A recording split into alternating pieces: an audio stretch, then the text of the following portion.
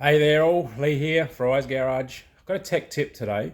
Now some of you are going to think it's really silly. Now I don't think it's silly because I think when you get older, what you think is silly is actually not, all right? When you see what I'm talking about, you're going to understand what I'm talking about, okay? So I've got a car in here where all the brake pads and discs need to be doing.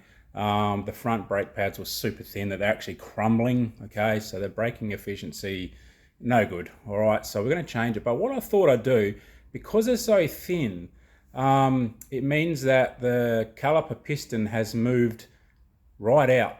So if the caliper piston, where brake cylinder is moving further, what does that mean, mechanics? It means that the fluid in the reservoir is going to go down to compensate.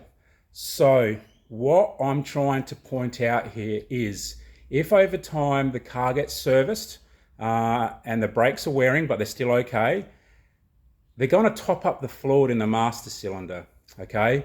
Now, that's good. That's what should be done. However, another reason I'm going to point this out is because I've seen over the years a number of times, I can't count how many, a mess. Because what's happened is basically when the mechanics squeeze back the caliper pistons or the wheel cylinders, right? What happens is if the master cylinder is already topped up to the full line, where's all that extra fluid going? It's going back into the master cylinder and it's going to spill out and push the cap off and spill everywhere. Now, the reason I want to point this out is because people forget this, all right? So one of the silly things, and can you imagine if you're doing the brakes on an old car, a historic car, a new car? Now, we all know brake fluid absolutely destroys most paints. 2K, it sort of, protects it a little bit more, but your enamels, your older paints, your acrylics, forget it. It destroys it, okay?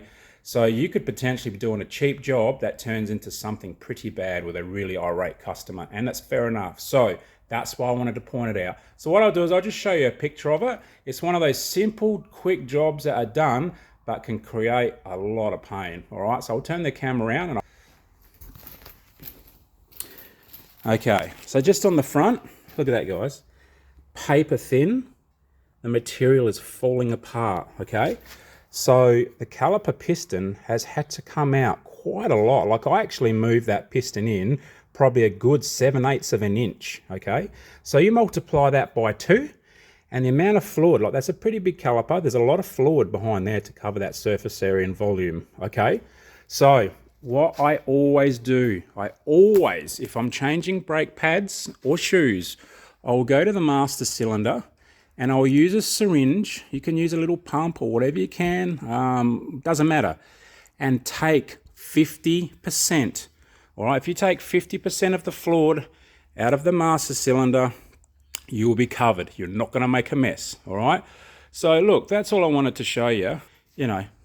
Simple, I know, silly, I know.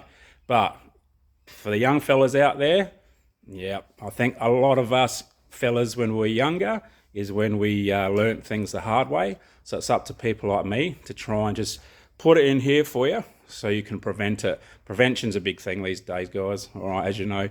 So anyway, have a good day. Hope it did something for you. And we'll talk again soon. Take care of yourself.